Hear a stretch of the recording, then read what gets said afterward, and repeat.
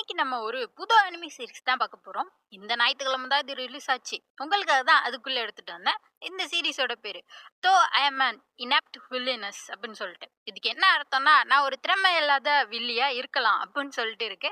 இந்த சீரிஸை ஆன்லைன்ல சொல்லணும்னா நம்ம ஹீரோயினி அவ வந்து கொஞ்சம் உடம்பு சரியில்லாத பொண்ணு. அவ வந்து ஃபேமஸான ஒரு ஹீரோயினி, எல்லாருக்குமே ரொம்ப பிடிக்கும்.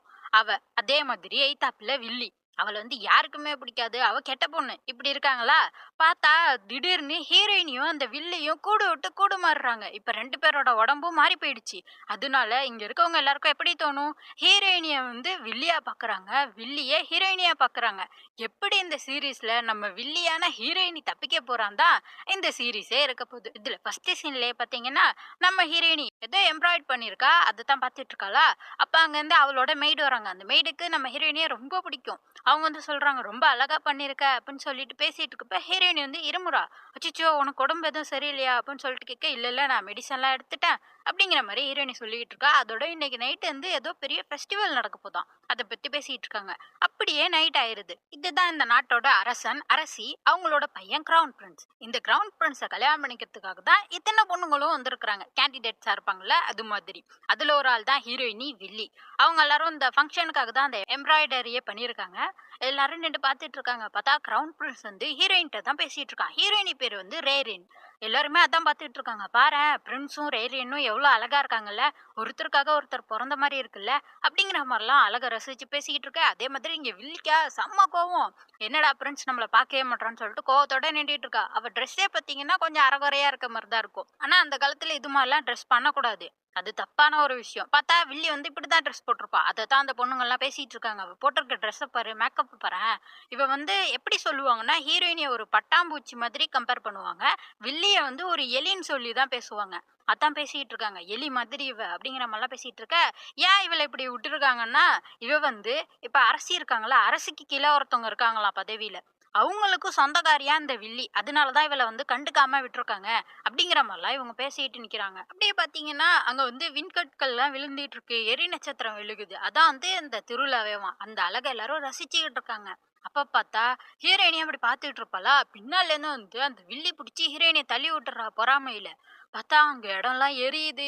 நம்ம ஹீரோயினியா தண்ணிக்குள்ள விழுந்துடுறா. திடீர்னு வானமே இருண்டுருது, இடிலாம் இடிக்குது. இங்கிட்டு வில்லியும் மயங்கி விழுந்துடுறா. அப்படியே அடுத்த சீன்ல பார்த்தா அந்த வில்லிய வந்து ஜெயில்ல போட்டு வச்சிருக்காங்க. அப்பதான் அங்க நம்ம ஹீரோயினியோட மெய்டு வராங்க. அவங்கள பார்த்தோன்னே இந்த வில்லி பொண்ணு வந்து தனக்கு தெரிஞ்ச மாதிரி அவங்க பேரு சொல்லி கூப்பிட, அவங்க பாக்குறாங்க, "நீ அப்பெல்லாம் ஒண்ணு என்ன கூப்பிட தேவையில்ல, கேக்கெட்சு" அப்படிங்கிற மாதிரி சொல்றாங்க. கேக்கெட்சுனா வில்லியோட பேரு.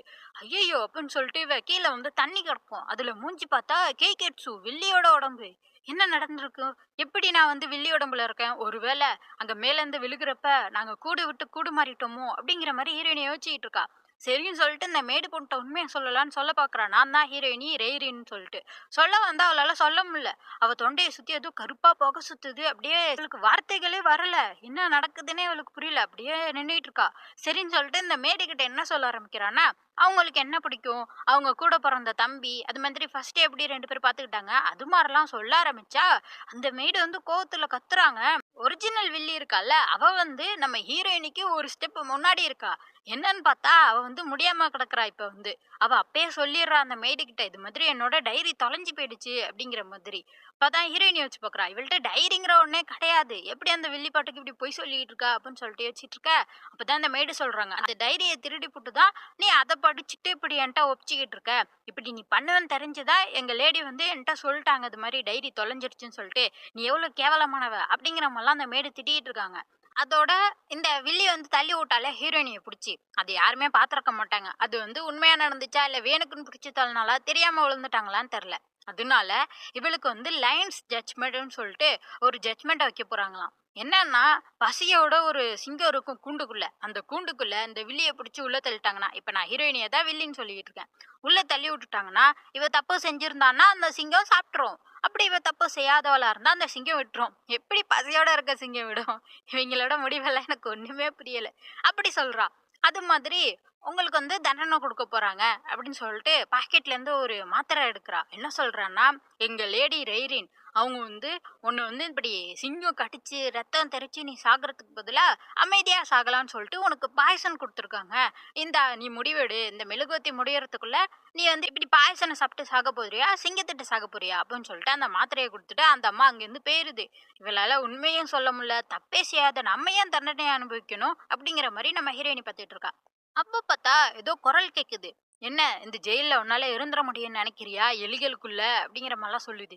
என்னன்னு பார்த்தா, அப்ப அந்த மெய்டு வந்து ஒரு மெழுகுவர்த்தி வச்சுட்டு போனால்ல, அந்த நெருப்புலேருந்து வில்லி பேசுறா. என்னன்னு பார்த்தீங்கன்னா, வில்லியோட அந்த குடும்பம் இருக்குல்ல, அவங்களுக்கு ஒரு ஸ்பெஷல் பவர் இருக்கு. இது மாதிரி நெருப்பு மூலமா அவங்களால வந்து மித்தவங்கள்ட்ட கான்டாக்ட் பண்ண முடியும். அதான் அந்த வில்லி சொல்லிட்டு அவ பேச ஆரம்பிக்கிறா. என்ன நடந்துச்சுன்னு சொல்லிட்டு இப்பதான் சொல்றா. பார்த்தா அந்த வில்லிக்கு நம்ம ஹீரோயினி மேல செம்ம பொறாம. இது மாதிரி ஹீரோயினி பாத்தீங்கன்னா, அரசி இருக்காங்கல்ல, அவங்களோட சொந்தக்கார குடும்பத்துல பொறந்த பொண்ணாம். அதனால அவளுக்கு மதிப்பு, மரியாதை எல்லாமே அதிகமா தானே இருக்கும். அதே நேரத்துக்கு வில்லி பாத்தீங்கன்னா, 2வது ஒய்ஃபா இருப்பாங்கல்ல அரசருக்கு. அந்த 2வது ஒய்ஃப் சொந்தக்கார குடும்பத்துல இருந்து பொறந்த பொண்ணு தான் வில்லி. அதனால வில்லிய வந்து அவ்வளவா யாருக்குமே பிடிக்காது. அவள வந்து எல்லாருமே வெறுத்து தான் ஒதுக்குவாங்கன்னு வச்சுக்கோங்க. அப்படிதான் நான் வாழ்க்கை வாழ்ந்துகிட்டு இருந்தேன். அப்படி நீ ஒரு நாளாச்சும் வாழ்ந்திருக்கியா? உன்னை யாராச்சும் வெறுத்துருக்காங்களா? அப்படிங்கிற மாதிரிலாம் அவ பேசிட்டு, அதனால தான் உன் வாழ்க்கைய நான் எடுத்துக்கலான்னு பார்த்தேன். அதனால இவ தடை செய்யப்பட்ட ஒரு மந்திரத்த போட்டு தான் கூடு விட்டு கூடு பாய்ஞ்சிருக்கா. இத இவ முன்னாடியே பிளான் பண்ணி இப்படி பண்ணியிருக்கா. அதே நேரத்துக்கு நம்ம ஹீரோயினி மேல ஒரு ஸ்பெல்ல போட்டிருக்கா. நீ உண்மையிலேயே யாருன்னு சொல்லிட்டு உன்னால வெளில சொல்லவே முடியாது. அதனால தான் மேடு கிட்ட சொல்ல வரப்ப கூட வார்த்தைகளே வந்திருக்காது. அதெல்லாம் இந்த வில்லி வந்து சொல்லிட்டு இருக்கா நம்ம ஹீரோயின்ட்ட. அதே நேரம் அவ பேச பேச அவளுக்கு மூச்சு வாங்குது, இருமிட்டே இருக்கா. என்னன்னா நம்ம ஹீரோயினி உடம்பு இருக்கு தெரியுமா? ரொம்ப வீக்கான உடம்பு. அதான் அந்த வில்லி திட்டிட்டு இருக்கா. "என்னடி உன் உடம்பு இவ்ளோ வீக்கா இருக்கு? கொஞ்சோன்னு அடிபட்டதுக்கே முடியாம படுத்து கிடக்குறேன். ச்சீ! இப்படியா இருக்கும் உன் உடம்பு? ஆனாலும் பரவால்ல. உன் வாழ்க்கையில நான் சந்தோஷமா வாழ்வேன். ஆனா இன்னும் கொஞ்ச நேரத்துல நீ சாகப் போறியே!" அப்படிங்கிற மாரிலாம் அந்த வில்லி பேசிட்டு அங்கேருந்து மறைஞ்சு போயிடுறா. ஹீரோயினியா இப்ப நம்ம அந்த வில்லி உடம்புல இருக்கோமே என்ன பண்ண போறோம்? அப்படின்னு யோசிச்சுட்டு இருக்கப்ப தான் அவ பாக்குறா. அவ காலு வலிக்கல, தலை வலிக்கல, மூச்சு வாங்கல, கை கால் எதுவுமே ஆகல. நல்லா இருக்கறா. குதிச்சு குதிச்சு பாக்குறா. ஆகா! கெட்ட விஷயத்துலயும் ஒரு நல்ல விஷயம் மாதிரி இவ்ளோ ஸ்ட்ராங்கான ஹெல்தியான உடம்பு நம்மளுக்கு கிடைச்சிருக்கே. ஏன்னா வந்து சின்ன பிள்ளையில இருந்தே இவளுக்கு வந்து உடம்பு முடியாத உடம்பு. அடிக்கடி மெடிசன் போடணும். அடிக்கடி உடம்பு சரியில்லாம போயிரும். இதுல வந்து இவ்ளோ சந்தோஷம் அவளுக்கு. ஆஹா! நல்ல உடம்பு கிடைச்சிருச்சுடா லக்கி அப்படிங்கிற மாரி அவ பாட்டுக்கு சந்தோஷப்பட்டுட்டு இருக்கா. அதே நேரத்துக்கு ஜெயிலுக்குள்ள எலிலாம் வரும்ல. இவ பயந்து போவான்னு பார்த்தா, அந்த எலிகள்ட்ட பேசிட்டு இருக்கா. என்னன்னா, இவளுக்கு வந்து அடிக்கடி உடம்பு சரியில்லாம போறதுனால, இவ வந்து நெறைய மருந்து புதுசு புதுசா ட்ரை பண்ணுவா. அது வந்து யாரு மேல யூஸ் பண்ணி பாப்பா? இந்த மாரி எலிய புடிச்சு தான் யூஸ் பண்ணி, அப்படியே பழகிருச்சு. அவளுக்கு வந்து எலி எல்லாம். அத பத்திலாம் பயப்படுறது இல்ல. அங்கிட்டு ஒரு கரப்பான்பூச்சி போகும். அத புடிச்சிட்டு வந்து எலிக்கு சாப்பாடெல்லாம் குடுத்துக்கிட்டு இருக்கா. அதே நேரத்துக்கு இவள்ட்ட அந்த மேடு குடுத்தால பாய்சன். அது வந்து கீழ தான் கிடக்கும். அந்த எலி அதையே பார்த்துக்கிட்டு இருக்கு. அப்படிங்க அடுத்த சீன்ல காட்டுறாங்க. இவளுக்கு வந்து லைன வச்சு ஜட்ஜ்மெண்ட் குடுக்க போறேன்னு சொல்லியிருந்தாங்கல்ல. பார்த்தா கூண்டுல ஒரு பசியோட ஒரு சிங்கம் படுத்திருக்கு. எல்லாருமே வந்துட்டாங்க. கிரவுன் பிரின்ஸ் முன்னாடி நம்ம வில்லிய கூட்டிட்டு வராங்க. அதான் நம்ம ஹீரோயினிய. எல்லாருமே பார்க்குறாங்க. "பாத்தியா என்ன காரியம் பண்ணிட்டு எப்படி வரா பாரு" அப்படிங்கிற மாரிலாம் சொல்றாங்க. ஆனா இவ வரப்ப பார்த்தீங்கன்னா, ட்ரெஸ் எல்லாம் மாறி இருக்கு. அவ முன்னாடி மாரி ட்ரெஸ் போடல. இப்ப வந்து நார்மலா இருக்கிறா. எல்லாருமே பார்க்குறாங்க. "என்னடா ஆச்சு இவளுக்கு? இப்படி இருக்கிறா வித்தியாசமா?" அப்படின்னு சொல்லிட்டு பார்க்குறாங்க. கிரவுன் பிரின்ஸ் வந்து அவள்ட்ட கேட்டுட்டு இருக்காரு. இது மாதிரி கிரவுன் பிரின்ஸ் கேட்கிறாரு நம்ம ஹீரோயினி கிட்ட. இது மாதிரி ரெய்ரீன நீ தள்ளி விட்டதை யாருமே பார்க்கல. அதுக்கு சாட்சி இல்ல. அதனால தான் உனக்கு இந்த லைன்ஸ் ஜட்ஜ்மெண்ட்ட குடுக்குறோம். நீ சொல்லு உண்மையா தள்ளி விட்டியா இல்லையா? அப்படின்னு சொல்றப்ப, இல்ல நான் தள்ளி விடலன்னு சொல்லிட்டு அப்பயும் இவ வந்து நான் தான் ரெய்ரின்னு சொல்லிட்டு உண்மைய சொல்ல வரப்ப அவளால சொல்ல முடியல. அதான் ஸ்பெல் போட்டிருக்கால்ல. அப்படியே நின்னுட்டு இருக்காளா. இந்த கிரவுன் பிரின்ஸுக்கு இவ இந்த வில்லிய புடிக்கவே புடிக்காது. கெட்டவன்னு சொல்லிட்டு தான் இவள தூக்கி அந்த சிங்கம் இருக்க கூண்டுக்குள்ள போட்டுருங்க அப்படிங்கிற மாரி சொல்றானா. அதே மாதிரி உள்ள போட்டுர்றாங்க. பார்த்தா, அந்த சிங்கம் வந்து எதுவுமே செய்யல நம்ம ஹீரோயினிய. அது அப்படியே பொறுமையா தான் சுத்தி சுத்தி வந்துகிட்டு இருக்கு. இந்த எல்லாருமே பார்க்குறாங்க. ஒருவேளை இவ வந்து தப்பு செய்யாதவளோ! அப்படிங்கிற மாரிலாம் பார்த்துட்டு இருக்க, ஹீரோயினி பாட்டுக்கு அமைதியா உள்ள நின்னுட்டு இருக்கா. பக்கத்துல வந்து கேப்டன் இருப்பான். அவன் வந்து கேட்குறான், "ஏய்! உனக்கு பயமா இல்லையா சாவ பார்த்து? இப்படி அமைதியா நிக்கிறியே!" அப்படிங்கிற மாரி சொல்றப்ப, ஹீரோயினி சொல்றா, "ஏன்னா இந்த சிங்கம் இன்னும் என்ன கடிக்கல. அதுக்கு முன்னாடியே என்ன கடிச்ச மாதிரி நான் பயந்துகிட்டே இருந்தா மட்டும் எதுவும் மாறப்போதா?" அப்படிங்கிற மாரி சொல்லிட்டு பொறுமையா நிக்கிறா. அத பார்த்து அந்த கேப்டன் அசந்து போயிடுறான். "இப்படி ஒரு பொண்ணா?" அப்படின்னு சொல்லிட்டு. அதே மாதிரி அந்த சிங்கம் எதுவுமே பண்ணலையா? கிரவுன் பிரின்ஸுக்கு பொறுமையே இல்ல. சரி அந்த சிங்கத்த கொஞ்சம் வந்து சீண்டி விடுங்க அப்படிங்கிற மாரி சொல்றாங்க. ஆனா கேப்டன் சொல்றான், "இது மாரிலாம் ரிச்சுவல்ல கிடையாது." அப்படிங்கிற மாரி சொல்றப்ப, "சொல்றேன்ன செய்யி" அப்படிங்கிற மாரி சொல்றான். அதே மாதிரி கேப்டனும் ஸ்வாட வச்சு சிங்கத்தை பின்னாடி குத்திவிட அது கோவமா பாஞ்சிக்கிட்டு போகுது. அப்ப கூட ஹீரோயினி, ஐயோ இதா இல்ல நீ இப்படி பண்ணக்கூடாது, நீ வந்து பூனை குடும்பத்தை சேர்ந்தவன்னு எனக்கு தெரியும், இருந்தாலும் இது உனக்கு வேணாம், நீ வந்து நல்ல சாப்பாடு அப்புறமாட்டி சாப்பிடலாம், விட்டுரு விட்டுருன்னு சொல்லிட்டு இவ பாட்டுக்கு ஓடிட்டு இருக்கா. என்னன்னே தெரியல, பாட்டுக்கு சிங்கம் அவ மேல தாவ, எல்லாரும் பாக்குறாங்க செத்துட்டாடா அப்படின்னு சொல்லிட்டு அந்த வில்லிக்கெல்லாம் ஒரே சந்தோஷம். பார்த்தா நம்ம ஹீரோயினிக்கு எதுவுமே ஆகல. சிங்கம் வந்து அவளோட ட்ரெஸ் கையில இருக்குல்ல ட்ரெஸ், அத மட்டும் கிழிச்சிட்டு கீழ விழுந்து கிடக்கு நாக்கு தள்ளி. எல்லாருமே பாக்குறாங்க. ஐயையோ! சிங்கத்துக்கு என்னடா ஆச்சு? அப்படின்னு சொல்லிட்டு பாக்குறப்ப தான், அப்ப கேப்டன் உள்ள வந்து பாக்குறான். என்னது இது பாய்சனா? இத நீ பிளான் போட்டு குடுத்தியா? அப்படிங்கிற மாரி கேட்க, அப்பதான் ஹீரோயினி சொல்றா. இல்ல, இல்ல நான் வந்து ஜெயில்ல இருந்தப்ப எலிங்கள் கூட விளையாண்டுகிட்டு இருந்தேன். அப்போ ஒரு எலி அந்த பாய்சனே பாத்துட்டு இருந்துச்சுல்ல, அத எடுத்து சாப்பிட்டு செத்து போயிடுச்சாம். சரி நம்ம வெளில வந்தோனே அதுக்கு ஃபியூனரல் நடத்தலாம்னு சொல்லிட்டு கைக்குள்ள தான் எலிய வச்சிருந்திருக்கா. அத இந்த சிங்கம் கண்டுபிடிச்சு தான் கரெக்ட்டா அத சாப்பிட்டு, இப்ப இத மயங்கி கீழ விழுந்துருச்சு. அதான் சொல்றாளா, அதோட ஜட்ஜ்மெண்ட்டும் முடிஞ்சிருச்சு. ஏன்னா சிங்கம் வந்து ஹீரோயினிய சாப்பிடுறதுக்கே விரும்பல. அது கூட அப்ப எலிய தான் சாப்பிட்டுருக்கு. அப்பன்னா ஹீரோயினி தப்பு செய்யாதவ அப்படின்னு சொல்லிடுறாங்க. இந்த ஜட்ஜ்மெண்ட் முடிஞ்சிருச்சுன்னு சொன்னோனே கிரவுன் பிரின்ஸும் அறிவிச்சிடுறாரு.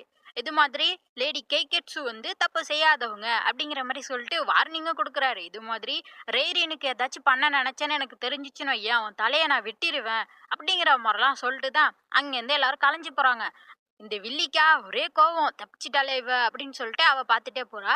அப்படியே இங்க நம்ம ஹீரோயினியை காட்டினா, சிங்கத்துக்கு வந்து எதுவும் ஆகல போல, உனக்கு நான் அப்புறம் மெடிசன் எடுத்துட்டு வரேன் அப்படிங்கிற மாதிரிலாம் அவ பேசிட்டு இருக்க. கேப்டன் இதை பார்த்துடுறான். அவன் பார்த்துட்டு வந்து சொல்றான், நீ வந்து எல்லாரும் சொல்ற மாதிரி கெட்ட பொண்ணு இல்ல போலயே, ரொம்ப நல்ல பொண்ணா இருக்கியே அப்படிங்கிற மாதிரி சொல்ல, நம்ம ஹீரோயினையும் பார்த்துட்டு அதை அவளால உண்மையை சொல்ல முடியாது. அதனால என்ன சொல்றான்னா, இது வரைக்கும் நான் எப்படி இருந்தனோ அது மாதிரி இனிமே நான் இருக்க போறது இல்ல அப்படிங்கிற மாதிரி நம்ம ஹீரோயினி சொல்றா.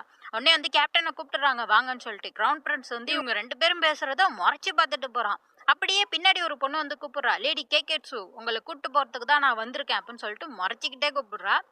அப்படியே இந்த எபிசோட் முடிஞ்சிருச்சு. அடுத்த எபிசோட் அடுத்த புதன்கிழமை வந்துரும். அதுக்கு மறக்காம சேனலை சப்ஸ்கிரைப் பண்ணிக்கோங்க. பை.